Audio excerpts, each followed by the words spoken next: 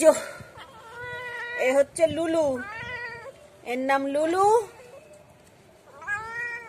কি হয়েছে? আবার কোথায় উঠছিস তুই? ঘরে ঢুকবি না, ঘরে ঢুকবি না, আমি তোকে বলেছি। তুই বেরো, তুই বেরো, ঘরে ঢুকবি না। না গায়ে লাগাস না তো,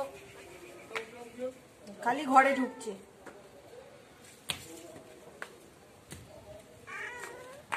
হচ্ছে লুলু, ও খুব ভালো মেয়ে, কিন্তু হলে কি হবে, ও খালি ঘরে ঢুকে পড়ছে, ঘরে ঢুকে পড়ছে আর খালি ঘুরে ঘুরে বেড়াচ্ছে। ও ও না মাছ মাংস আর দই এই তিনটে খায়, এছাড়া আর কিচ্ছু খায় না। মাছ খাবে, মাংস খাবে আর দই খাবে। ওকে দুধ দেবেন, ও দুধ খাবে না, ও শুধুই খাবে। দই খেতে খুব ভালোবাসে, কিন্তু আর অন্য কিছু ও খাবে না। ও হচ্ছে সুখী, ও ভালো জিনিস খায় সব সময়। বল লুলু, লুলু কি রে? আবার পরে আসবি, যখন দুপুরবেলা ভাত খাবে তখন আসবি। আচ্ছা দুপুর হয়েই গেছে, এখন 1:30 প্রায় বাজে, 1:30 না প্রায় 2 বাজে। একটু পরে আসবি, তখন আবার দেব, ঠিক আছে? চল।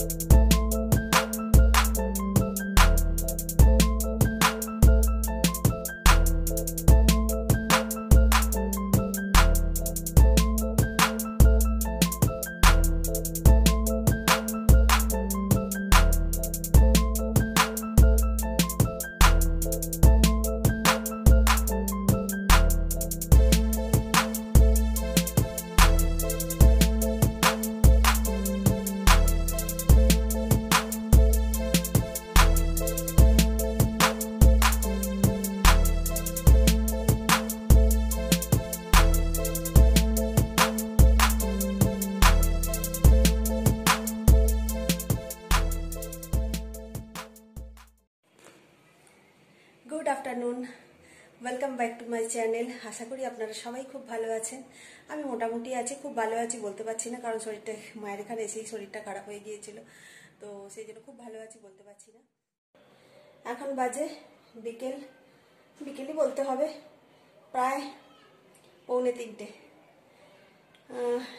এসছি মায়ের কাছে দুদিন আগে, কিন্তু আপনাদের সাথে কিছুই শেয়ার করতে পারিনি, কারণ মায়ের কাছে এসেই আমার খুব শরীর খারাপ করে গিয়েছিল। তো এখন মোটামুটি ঠিক আছে, আজকের দিনটা একটু ভালো আছে, কিন্তু সকাল থেকে সেভাবে কিছুই শ্যুট করতে পারিনি, কারণ আমার শ্বশুরবাড়িতে যে পুজো ছিল, তো ওখানে একটু ব্যস্ত ছিলাম, একটু গিয়েছিলাম ওখানে, তাও যেতে যেতে অনেকটাই দেরি হয়ে গিয়েছিল, প্রায় বেজে গিয়েছিল 11টা বেজে গিয়েছিল যেতে যেতে, প্রায় তখন পুজো শেষ। আমি গিয়ে শুধু দেখলাম যে হোমটাই হয়েছে, হোম হয়ে গেছে, হোমের থেকে ধোঁয়া উঠছে, তখন গিয়ে দেখলাম প্রসাদ বিতরণীও শুরু হয়ে গেছে।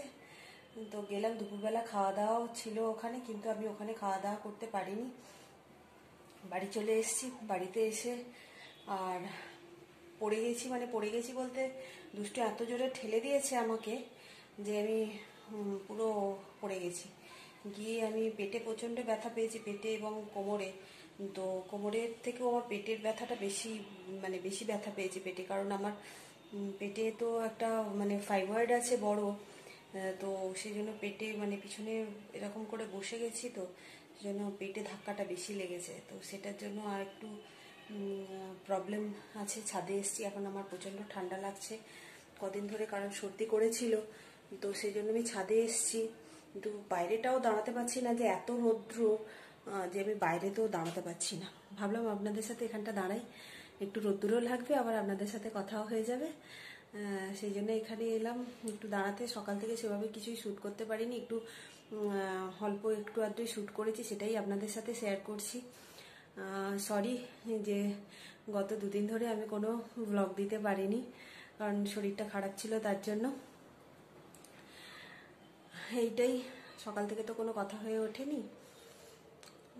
আর ব্যাপারটা হচ্ছে যে এখন দুষ্টুকে নিচে মায়ের কাছে মশারি টশারি টাঙিয়ে দিয়ে ওকে ঘুম পাড়িয়ে দিয়ে এসেছি। ঘুম পাড়িয়ে দিয়ে আমি ছাদে এসেছি। খাওয়া দাওয়া তো সবই হয়ে গেছে, বাসনও মাজা হয়ে গেছে।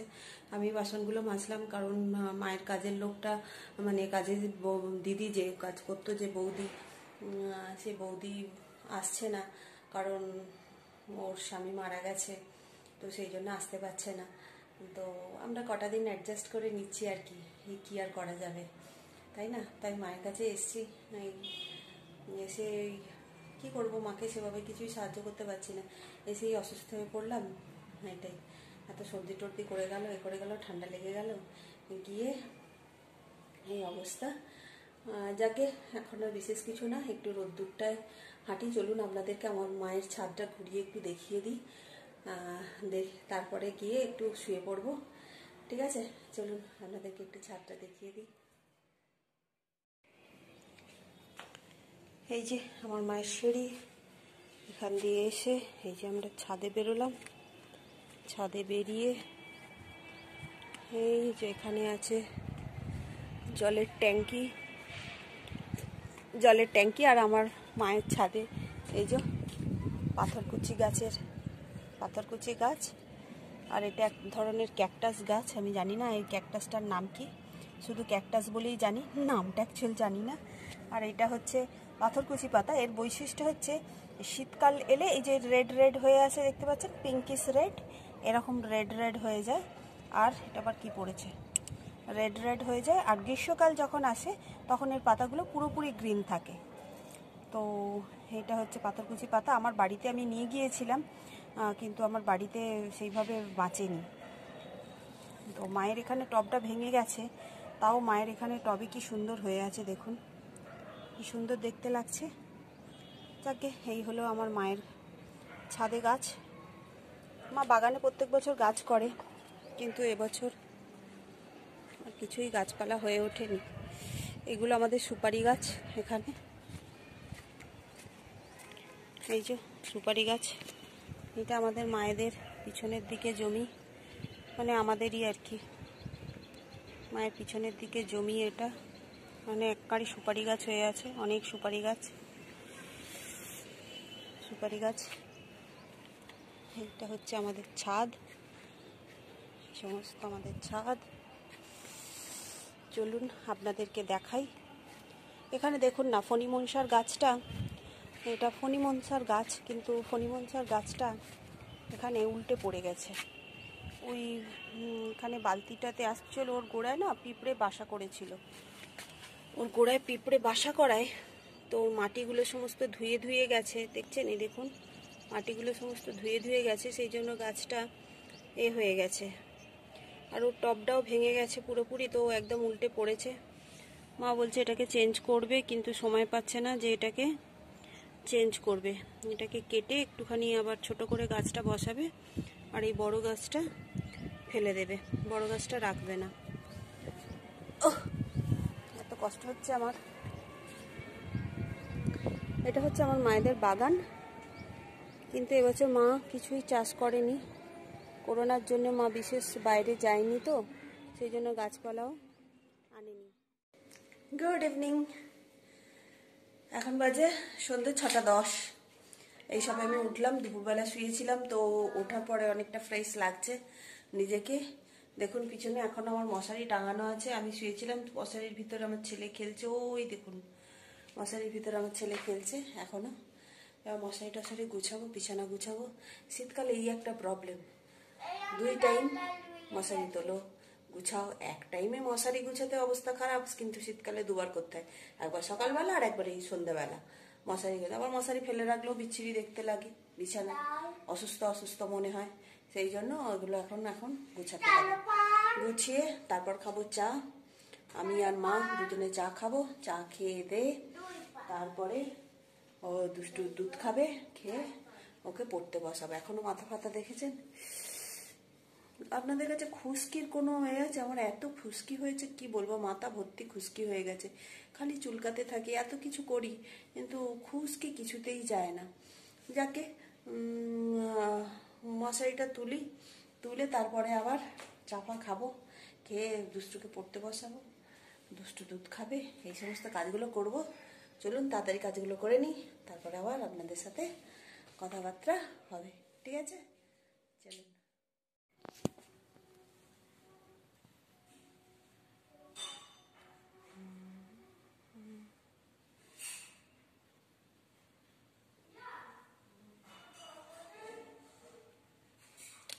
এটা হচ্ছে আমার মায়ের কৃষ্ণ ঠাকুর, কি সুন্দর দেখতে না?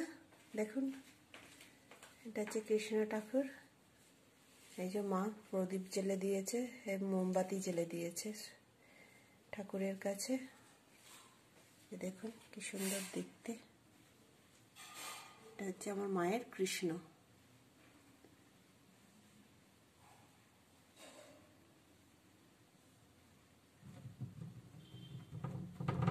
এই বাবা, আমার ছেলেটা বদমাইশি করছে, দেখছেন? এই হলো আমার মায়ের কৃষ্ণ। এইদিকে একটা আছে পিতলের রাধা কৃষ্ণ, আর এই যে কৃষ্ণ। আমার মা কৃষ্ণ ঠাকুরের ভক্ত।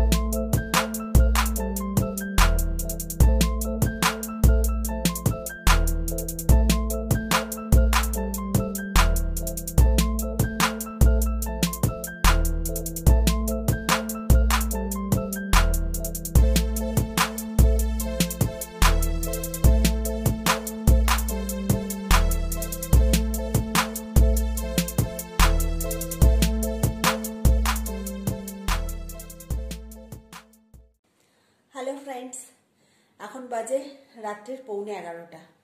সব কাজ হয়ে গেছে, রান্না বান্না খাওয়া দাওয়া সব কমপ্লিট হয়ে গেছে। মায়ের এখানে আছি বলেইছি, তো আমরা এদিকের ঘরটায় থাকবো। এই যে মশারি টাঙানো হয়ে গেছে, দুষ্টু মশারির ভিতরে হাই বলছে। আমরা মশারি টাঙিয়েই শুই। আমি তো শীত গ্রীষ্ম বর্ষা মশারি ছাড়া শুতেই পারি না, কারণ ওই মশা থাক বা না থাক, আমার ওই পোকা মাকড় এই সমস্তর একটু ভয় লাগে। আমার খালি মনে হয় যে মশারি না টাঙিয়ে শুলে কানের মধ্যে হয়তো মশাটা এই পোকামাকড় ঢুকে যাবে। সেই জন্য আমি কিছু করি নাই করি আমাদের মশারি টাঙানো হয়।